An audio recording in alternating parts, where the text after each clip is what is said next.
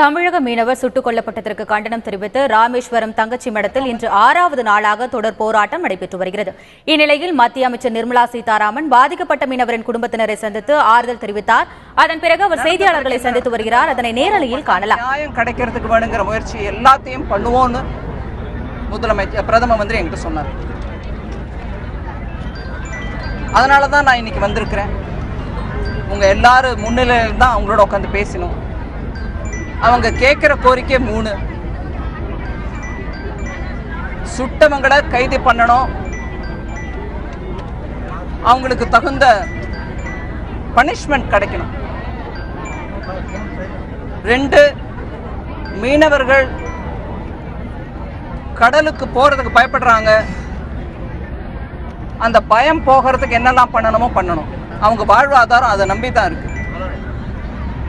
3வது, அவங்க வாழ்வாதாரம் முன்னேற்றம் அடையும் வரையில நீங்க என்ன முயற்சி பண்ண போறீங்கன்றதை எடுத்து சொல்லுங்க. நீங்க வாழ்வாதாரம் முன்னேறதுக்கு நீங்க நிறைய ஸ்டெப்ஸ் எடுக்கணும். அப்படிங்கறது இந்த 3 தான் அவங்க எடுத்து சொன்ன கோரிக்கைகள்.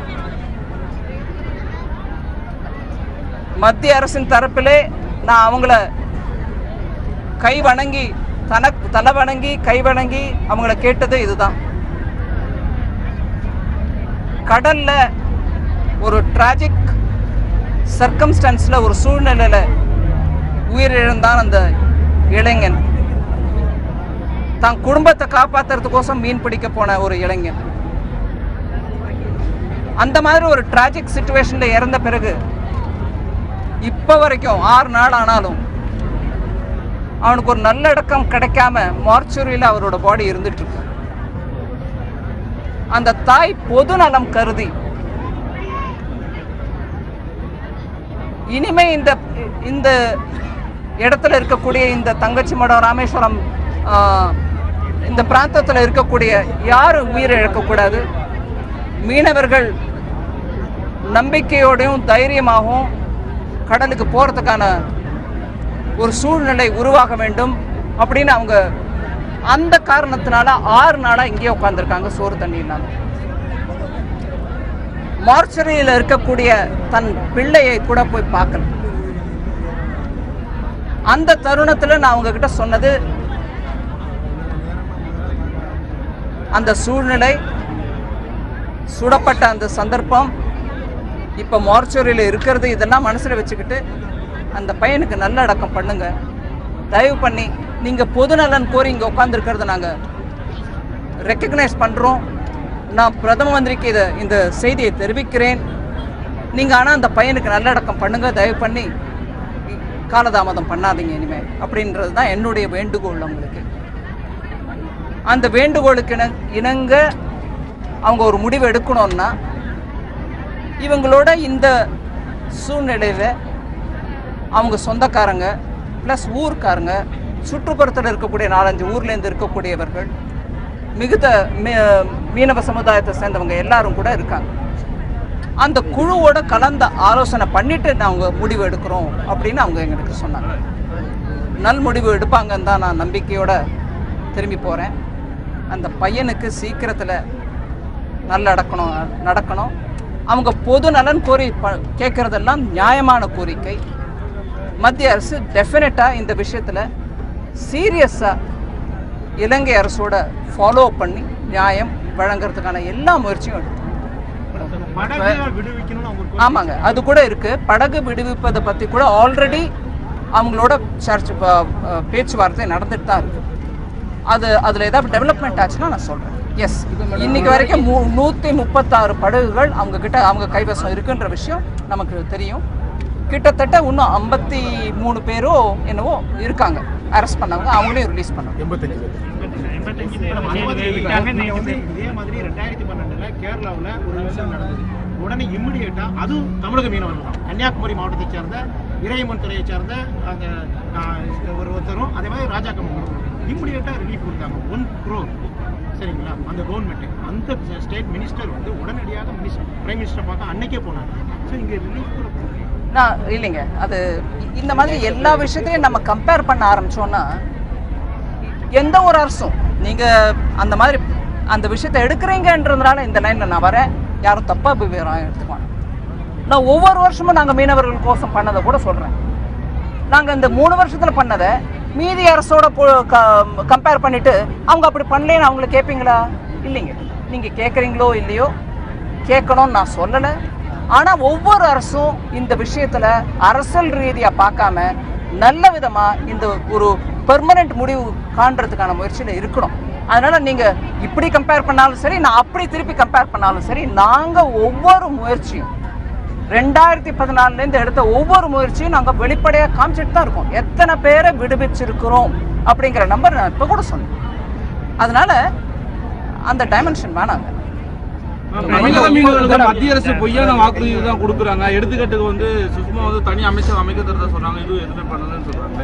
எப்படி பாக்குறீங்க? ஒரு நிமிஷம், எடுத்துக்காட்டு நீங்க எடுக்கிறதே ஒரு பல மந்திரி சபைகளை கலந்து ஆலோசிச்சு பண்ண வேண்டிய ஒரு விஷயம். கொடுத்த வாக்குறுதியை நிறைவேற்றுவோம். ஆனா பொய் வாக்குறுதி கொடுத்துட்டு போயிட்டாங்க அப்படின்னா நான் தயவு பண்ணி அதை மறுக்கிறேன். பொய் வாக்குறுதி கொடுத்தா நான் சொன்ன நம்பர் தப்புன்னு சொல்லுங்க. 1045, 375, 333, 51, இப்போ 77ன்னு அவருக்கு திருத்தம் சொன்னார் எங்க பெரிய ஐயா. இதெல்லாம் பொய்யா? அவங்க மந்திரியோட கலந்து உட்காந்து நவம்பர் 6ஆம் தேதி பேசினது, ஜாயிண்ட் ஒர்க்கிங் குரூப் பண்ணது பொய்யா?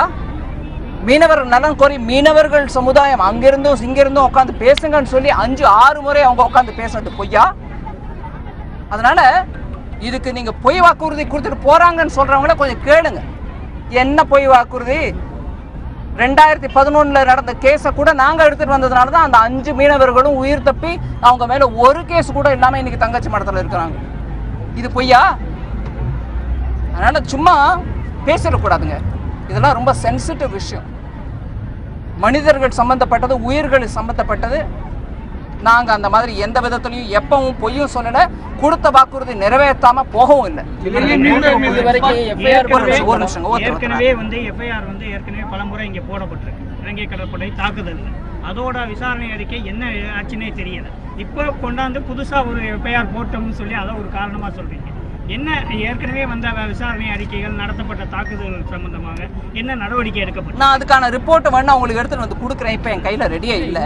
ஆனா இதுல வேற வழிமுறை நீங்க சொல்லுங்க. வேற ஒரு நாட்டு சம்பந்தமான விசாரணையில நான் போய் அங்க விசாரிக்க முடியுமா? இல்ல, அதான் நாங்க வலியுறுத்தல. அதான்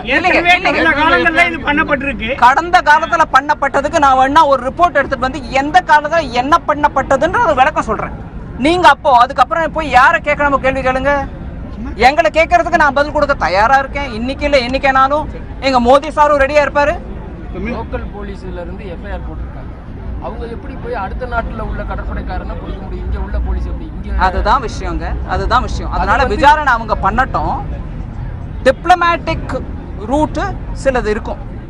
அது எல்லா நாட்டிலையும் அங்கீகரிக்கப்பட்ட ரூட். எங்க நாட்டில் உங்க நாட்டை சம்பந்தப்பட்ட ஒரு கேஸ் இருக்குது, இதை எப்படி நம்ம டீல் பண்ணணும் அப்படின்றதுக்கு ஒரு வழிமுறை இருக்கும். அந்த வழிமுறையை கடைப்பிடிச்சு இப்போ நீங்க பாத்தீங்கன்னா அந்த இட்டாலியன் மரின் விஷயத்துல அதுதானே அவங்கள நம்ம கேஸ்ல நம்ம கோர்ட் மூலமா இங்க தானே விசாரிச்சோம். அந்த மாதிரி விசாரிக்கலாம். நான் விவரம் ஒன்றும் சொல்லலை. அவங்க நிர்மலா சீதாராமன் சொல்லிட்டு போயிட்டாங்க விசாரிக்கிறேன் நாளைக்கு. இல்லைங்க, இந்த வழிமுறையே விளக்கறதுக்கான ஒரு உதாரணமா நான் அதை சொன்னேன். அந்த வழிமுறையை கடைப்பிடிக்கலைன்னா ஒரு நாட்டுக்கும் இன்னொரு நாட்டுக்கும் இருக்கக்கூடிய இந்த மாதிரி விஷயத்துல நம்ம சொல்யூஷன் கண்டுபிடிக்க முடியாது. நம்ம அங்க போக முடியாது, அவங்க இங்க வர முடியாது. பின்ன எப்படி நியாயம் கிடைக்கணுமே? அதுக்கு ஒரு முறை இருக்கு.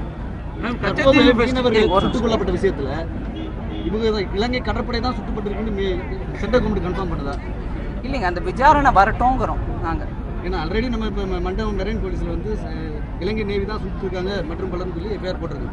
அப்போ கன்ஃபார்ம் சென்ட்ரல் கவர்மெண்ட் இந்த விஷயத்தை இல்லைங்க, ஒரு நிமிஷம். சென்ட்ரல் கவர்மெண்ட்டோ இருந்தாலும் சரி, நீங்க ஒரு தனிநபரா இருந்தாலும் சரி, நான் கண்ணு முன்னால ஒரு சம்பவம் நடந்து இது நான் கண்ணால பார்த்தேங்க, இது இவர் தான் பண்ணாரு அப்படின்னு நான் சொன்னா கூட போலீஸ் விசாரணை பண்ணுமா பண்ணாதா? ஒரு நம்ம கொடுக்குற கண்ணால பார்த்த நிஜத்தை கூட விசாரணை இல்லாம முன்னேற முடியாது. கோர்ட்ல ஒத்துக்க மாட்டாங்க. அதனால இங்க எஃப்ஐஆர் பண்ணிருக்கோம்ல, சென்ட்ரல் கவர்மெண்ட் ஒத்துக்கிட்டதா அப்படின்னு சென்ட்ரல் கவர்மெண்ட் ரிப்போர்ட் வெயிட் பண்ணுதுங்க. அது முறை. கச்சத்தீவு ஃபெஸ்டிவல்ல அந்த மீனவர்கள் பங்கேற்கிறது மத்திய அரசு எப்படி பாக்குறீங்க? இன்னைக்கு திருவிழா நடந்துகிட்டு இருக்கு. ஆமாங்க. இதுல மீனவர்கள் பங்கேற்கிறதுல அது மத்திய அரசு எப்படி பார்க்குறாங்க? இது பல வருஷமா நடக்கிறது தானே. பல வருஷமா ரெண்டு நாட்டில இருந்து கூட மீனவர்கள் அங்க போய் பங்கெடுத்தது தானே. ஆனால் இப்போ நீங்கள் சொன்ன பிறகு இப்போ பிரதமர் வந்து இது சம்மந்தமாக ஒரு கண்டன அறிக்கையோ இலங்கைக்கு ஒரு கண்டன அறிக்கையோ அல்லது இவங்களுக்கான ஒரு அறிக்கையோ வெளியிடறதுக்கு வாய்ப்பு இருக்கா? நீங்கள் இப்போ ரிப்போர்ட் கொடுத்த பிறகு நான் வாய்ப்பை பற்றி பேசலைங்க. நான் சொல்கிறது என்னென்னா, அன்னைக்கு நம்ம தூதரை விட்டு இலங்கை பிரதம மந்திரிக்கு போய் பேசின போது கூட கண்டனம் தெரிவித்து நீங்கள் ஏன் இப்படி பண்ணீங்க, யார் பண்ணாங்க, விசாரிங்கன்னு சொன்னது கூட அவர் தான் சொன்னார். மனசில் வேதனை இல்லையோ இல்லை இல்லாமல் போனாலோ அவர் ஏன் அப்படி அனுப்புவார்? உடனே அனுப்பினது எதுக்கு? இதனால தானே. தமிழக மீனவர்கள் எல்லை தாண்டினா இலங்கை கடற்படை கைது சம்பவம் தொடரும் மீன்வளத்துறை அமைச்சர் மஹிந்த அமரவீர தெரிவிச்சிருக்காரு. அவர் பதவி ஏற்றதுலேருந்து முன்னுக்கு பின் முரணான பதில தான் தெரிவிச்சுட்டே இருக்காங்க. யாரு? மஹிந்த அமரவீர, இலங்கை மீன்வளத்துறை அமைச்சர். படகுக்கு 1 கோடி பறிமுதல் பண்ணப்படும், 139 விசைப்பட அரசுடைமையாக்கப்படும், எல்லை தாண்டினால் மீனவர்கள் கண்டிப்பாக கைது செய்யப்படுவாங்க. ஒரு காலகட்டங்கள் வந்து மீனவர்கள் கூட விடுதலை செய்யப்பட மாட்டோம்னா அவங்க ரொம்ப ஸ்ட்ராங்கா சொல்றாங்க. இல்லைங்க, மீனவர் விடுதலையை பற்றி நான் புதுசாக ஒன்றும் சொல்லலை. நம்ம ஸ்டாண்டர்ட் ஆப்ரேட்டிங் ப்ரொசீஜர் ஒன்று ஃபாலோ பண்ணிருக்காங்க. இந்த ஒப்பந்தம் நான் நவம்பர் 6ஆம் தேதி மீட்டிங் இங்கேருந்து கூட வந்தீங்க, ஐயா கூட இருந்தாருங்க.